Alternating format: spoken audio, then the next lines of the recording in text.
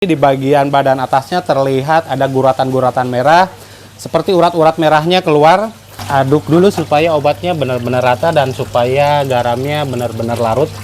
Yang mana tujuannya supaya kita benar-benar tepat untuk menentukan obat yang mau kita gunakan untuk melakukan pengobatan kepada ikan koi. Dan perlu diingat, gunakan obat sesuai jenis penyakit ikan yang mau kita obati.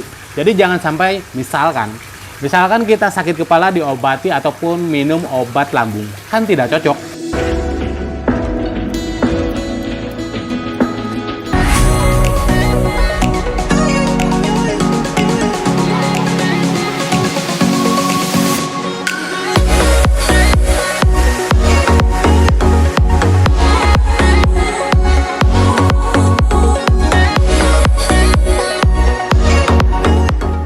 Halo Sobat Koi, apa kabar Koi Lover?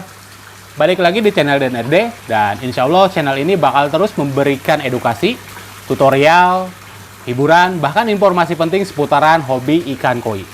Dan kali ini saya bakal memberikan edukasi tentang cara mengobati ikan koi yang sakit.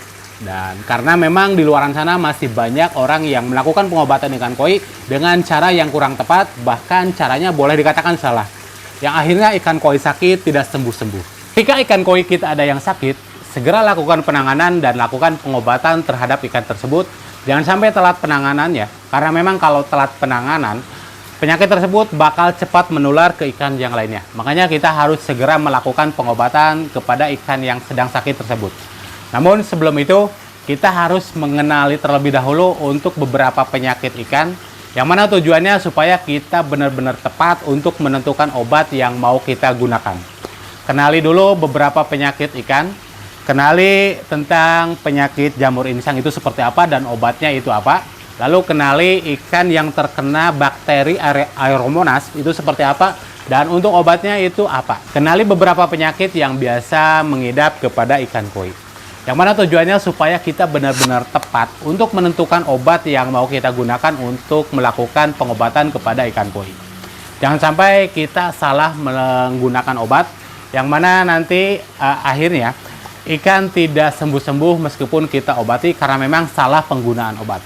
Nah, berbicara tentang teknis pengobatan ikan koi, di sini ada beberapa metode yang biasa saya lakukan, dan semuanya itu tergantung dari jenis penyakit ikan koi dan berapa banyak jumlah ikan koi yang sedang sakit. Di sini saya bakal ambil contoh tentang penyakit ikan koi munculnya guratan-guratan merah yang biasanya muncul di bagian badan ikan atau biasa disebut dengan blood brown. Oke, langsung saja untuk teknis dari metode pengobatan yang pertama. Jika ikan yang sakit jumlahnya 1 ataupun 2 ekor, lebih baik lakukan pengobatan di tempat terpisah dengan cara mengkarantina ikan, bisa menggunakan akuarium, kolam fiber, ataupun tempat yang lainnya yang memang benar-benar cukup untuk menampung ikan, tapi tidak terlalu sempit. Lalu berikutnya, bersihkan tempat tersebut dari debu ataupun kotoran, bisa dengan cara dibilas, yang mana tujuannya supaya tempat tersebut benar-benar steril.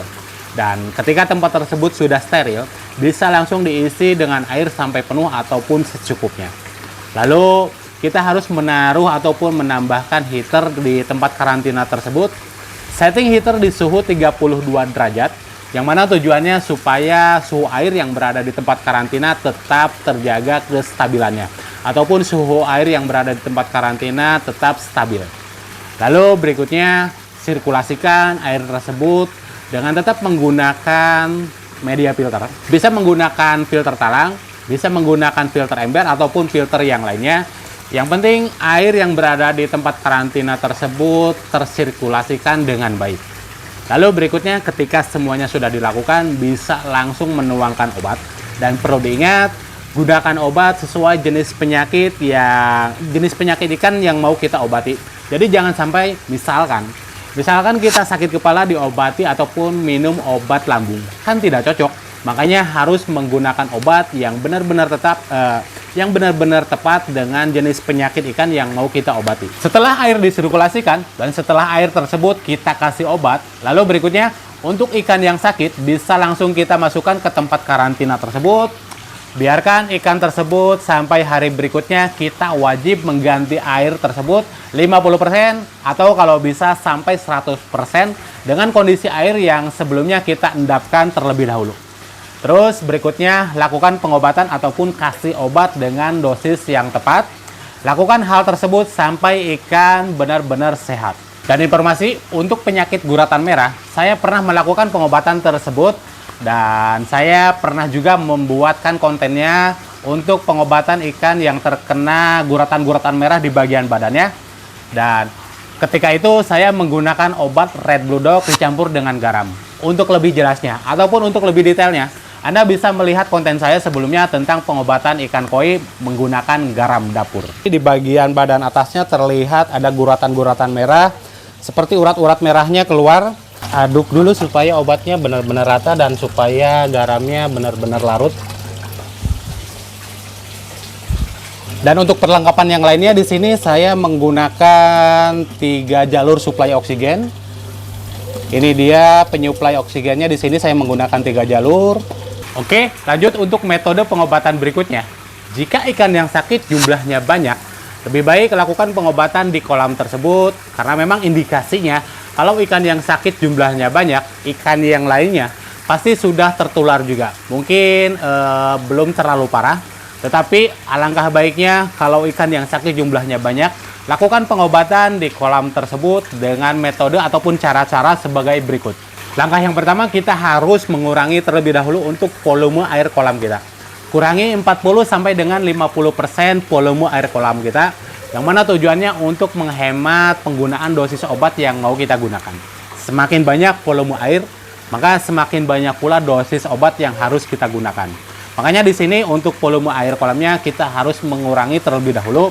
Itu bisa saja tidak dikurangi, cuman konsekuensinya untuk penggunaan obatnya harus banyak pula, harus disesuaikan dengan volume air kolam. Nah, di sini untuk air kolamnya harus tetap disirkulasikan, bisa dengan menggunakan filter eksternal, filter tong ataupun filter yang lainnya.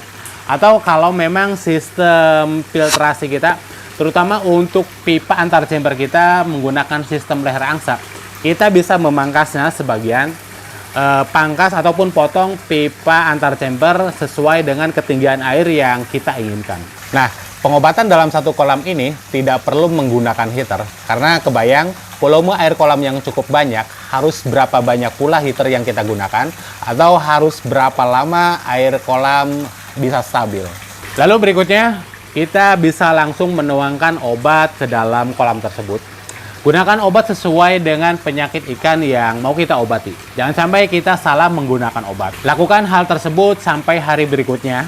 Dan ketika ikan yang kita obati belum sembuh juga, lakukan pengobatan ulang. Tetapi perlu diingat, kita harus mengganti airnya terlebih dahulu beberapa persen, ya kurang lebih 20 sampai dengan 30% air kolam kita harus diganti. Lalu lakukan pemberian obat sampai ikan benar-benar sembuh. Nah, untuk pengobatan dalam satu kolam, saya pernah melakukan hal tersebut. Bahkan saya pernah membuatkan kontennya tentang pengobatan dalam satu kolam. Di dalam konten tersebut, saya menggunakan obat PK. Perlu diingat, kalau Anda mau menggunakan obat PK, Anda harus menggunakan obat PK benar-benar sesuai dengan dosis. Jangan sampai berlebihan untuk dosisnya, karena itu bisa berdampak buruk kepada ikan koi yang sedang Anda obati. Dan perlu diingat, ketika Anda melakukan pengobatan menggunakan obat PK ini jangan sampai dicampur dengan garam, karena hal tersebut bertolak belakang. Dan untuk lebih jelasnya, ataupun untuk lebih detailnya tentang cara pengobatan saya dalam satu kolam, bisa lihat konten saya sebelumnya. Berikutnya saya bakal menuangkan larutan obat PK ini ke dalam kolam. Saya bakal tuangkan di sekitaran waterfall supaya obatnya cepat menyebar.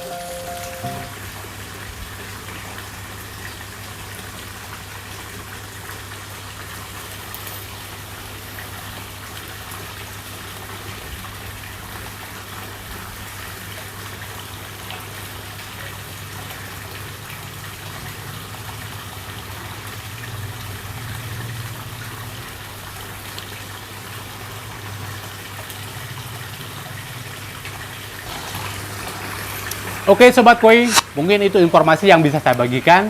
Semoga informasi ini bisa membantu para hobis koi, terutama para pemula ketika kebingungan untuk melakukan pengobatan kepada ikan koi yang sedang sakit.